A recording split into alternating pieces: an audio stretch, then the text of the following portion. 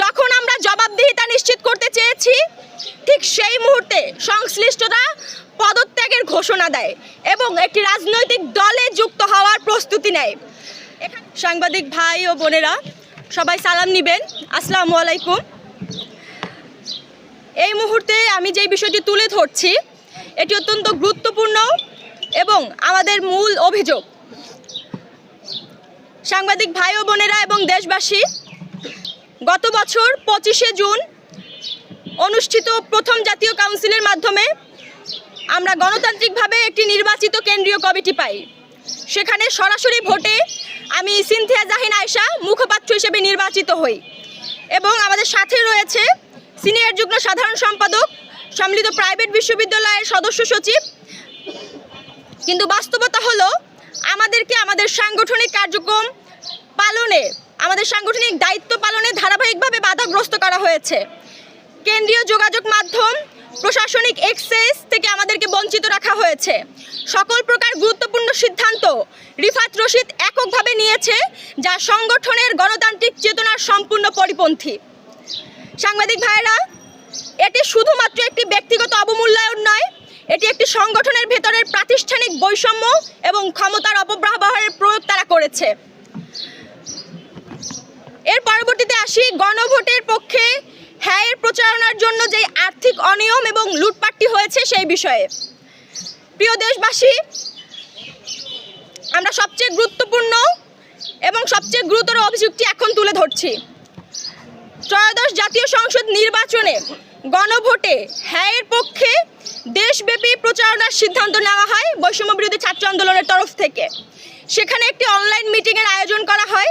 সেই অনলাইন মিটিংয়ে আমি সিনথিয়া জাহিন আয়েশা সরাসরি প্রশ্ন করেছিলাম, এত বড় বৃহৎ কর্মসূচির অর্থায়ন কিভাবে হবে। সেই মিটিংয়ের এই উত্তরে জানানো হয়েছে, ব্যক্তিগত খরচে বাপের টাকায় কর্মসূচি বাস্তবায়ন করা হবে। কিন্তু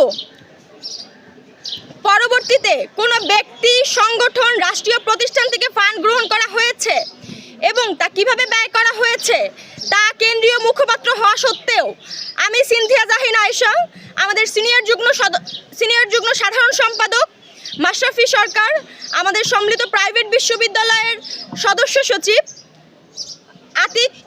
আতিক শাহরিয়ার সহ আহত সেল সম্পাদক তামিম খান, আমরা কেন্দ্রীয় কমিটির সদস্য হওয়া সত্ত্বেও আমাদের কাছে তা গোপন করা হয়েছে।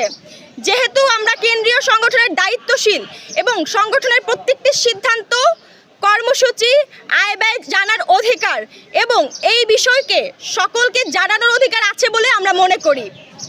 আমরা বারবার জবাবদিহিতা চেয়েছি, কিন্তু প্রতিবারই বিষয়টিকে এড়িয়ে যাওয়া হয়েছে, অস্বীকার করা হয়েছে। উল্টো আমাদেরকে বিভ্রান্তি ছড়ানোর জন্য অভিযুক্ত করা হয়েছে যে আমরা সাংগঠনিক স্ট্রাকচারকে ভেঙে দিতে চাই, আমরা সংগঠনের মধ্যে বিভ্রান্ত ছড়াতে চাই। সর্বশেষ 12 তারিখ কেন্দ্রীয় কমিটির মিটিংয়ে তা স্বীকার করতে বাধ্য হয়। একটি ফাউন্ডেশনের মাধ্যমে তারা কমপক্ষে 1 কোটি টাকা, আমি পুনরায় উল্লেখ করছি, একটি ফাউন্ডেশনের মাধ্যমে তারা কমপক্ষে 1 কোটি টাকা সংগ্রহ করেছে। এখানে গুরুতর প্রশ্নগুলো হচ্ছে, সংগঠনের কর্মসূচির জন্য গোপনে অর্থ সংগ্রহ করায় এখানে সরাসরি তা অস্বচ্ছ এবং অন্যায় বলে আমাদের কাছে বিবেচিত হচ্ছে। কেন্দ্রীয় কমিটিতে কেন অন্ধকারে রাখা হচ্ছে আমরা বারবার প্রশ্ন করেছি, কিন্তু আমাদের কেন্দ্রীয় কমিটির সদস্যদেরকে তা জানানো হয়নি। আমাদেরকে অন্ধকারে রেখে এই অর্থ তারা অপব্যবহার করেছে। এই অর্থের স্বচ্ছ কোনো হিসাব আমরা এখন পর্যন্ত পাইনি। কেন একজন নির্বাচিত মুখপাত্র, আমি সিনথিয়া জাহিন আয়েশা, আমাকে আমাদের সিনিয়র যুগ্ম সাধারণ সম্পাদক, আমাদের সম্মিলিত প্রাইভেট বিশ্ববিদ্যালয়ের সদস্য সচিব, আমাদের আহত সেল সম্পাদক সহ আরও বেশ কয়েকজনকে তারা এই ধরনের তথ্য উপাত্ত সরবরাহ থেকে বিরত রেখেছে এবং আমাদের কাছ থেকে সম্পূর্ণভাবে এই তথ্যগুলো গোপন করেছে। এ বিষয়ে বারংবার প্রশ্ন করার পর 12 এপ্রিল রিফাত রশিদ একটি মিটিং কল করে। সেই মিটিংয়ে ব্যয় উপস্থাপনের পূর্বে সকলের ফোন তারা জমা নেয়, যাতে কোনো প্রকার প্রমাণ আমরা সংরক্ষণ করতে না পারি। আমি বিষয়টি আবার উল্লেখ করছি, 12 এপ্রিল রিফাত রশিদ একটি মিটিং কল করে সেই মিটিংয়ের ব্যয় উপস্থাপনের পূর্বেই আমাদের মিটিংয়ে উপস্থিত সকল সদস্যদের কাছ থেকে তারা আমাদের ফোনটি জমা নেয়, যাতে আমরা কোনো ধরনের তথ্য কিংবা প্রমাণ সংরক্ষণ করতে না পারি। আমরা স্পষ্টভাবে বলতে চাই, উপস্থিত হিসাব গোপন রাখার কারণেই তা অবশ্যই অবিশ্বাস্য, অসঙ্গতিপূর্ণ এবং গোঁজামিলপূর্ণ। এই পৌর প্রক্রিয়া পরিকল্পিত আর্থিক অনিয়ম, সম্ভাব্য আত্মসাতের ইঙ্গিত বহন করে। এর দায় এড়িয়ে স্বৈরাচারী পদ্ধতিতে অবৈধভাবে সংগঠন স্থগিতের ঘোষণা। যখন আমরা জবাবদিহিতা নিশ্চিত করতে চেয়েছি, ঠিক সেই মুহূর্তে সংশ্লিষ্টরা পদত্যাগের ঘোষণা দেয় এবং একটি রাজনৈতিক দলে যুক্ত হওয়ার প্রস্তুতি নেয়।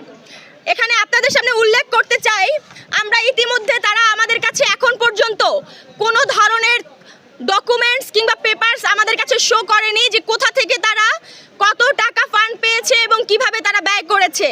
আমরা ইতিমধ্যে বৈষম্য বিরোধী ছাত্র আন্দোলনের তরফ থেকে বাংলাদেশ ব্যাংকে একটি চিঠি দিয়েছি, যাতে গণভোটের প্রচারণার জন্য কত টাকা বৈষম্য বিরোধী ছাত্র আন্দোলন কিংবা তারা উল্লেখ করেছে স্যাড, স্টুডেন্ট এগেইনস্ট ডিসক্রিমিনেশন নামে একটি ফাউন্ডেশন করে তারা অর্থ ফান্ড এনেছিল। আমরা বাংলাদেশ ব্যাংকে চিঠি দিয়েছি, এই সংশ্লিষ্ট কোনো ধরনের তথ্য ছাড়পত্র হয়েছে কিনা। আশা করছি খুব দ্রুতই তারা আমাদেরকে তথ্য উপাত্ত সরবরাহ করবে। এর পরবর্তীতে আমরা আইনিভাবে আগাবো যে সেই অর্থ কিভাবে ব্যয় করা হয়েছে। আমি আবার উল্লেখ করছি, আমরা যখন জবাবদিহিতা নিশ্চিত করতে চেয়েছি, তখন সেই মুহূর্তেই সংশ্লিষ্টরা পদত্যাগের ঘোষণা দেয় এবং একটি রাজনৈতিক দলে যুক্ত হওয়ার প্রস্তুতি নেয়। এরপর তারা সংগঠনের সকলের সাথে সাংগঠনিক আলোচনা ছাড়াই কোনো বৈধ প্রক্রিয়া অনুসরণ না করেই বৈষম্য বিরোধী ছাত্র আন্দোলনের কেন্দ্রীয় কমিটিকে স্থগিত ঘোষণা করে, যেটা সম্পূর্ণভাবে অবৈধ। সবচেয়ে উদ্বেগজনক বিষয় হচ্ছে, সংগঠনের কেন্দ্রীয় ভেরিফাইড ফেসবুক পেজ থেকে একটি প্রেস রিলিজের মাধ্যমে এই সিদ্ধান্তকে চাপিয়ে দেওয়া হয়েছে এবং তথাকথিত একটি উপদেষ্টা পরিষদ গঠন করা হয়েছে, যার অধিকাংশই 5 জনের মধ্যে 4 জনই একটি নির্দিষ্ট রাজনৈতিক দলের সদস্য। আমাদের জেলা থেকে বিভিন্ন জেলার সদস্যরা প্রেস রিলিজ দিয়ে সেই তথাকথিত সেই উপদেষ্টা পরিষদ এবং তারা যেই অবৈধভাবে আমাদের কমিটিকে স্থগিত ঘোষণা করেছে, সেই বিষয়টিকে আমরা প্রত্যাখ্যান করেছি।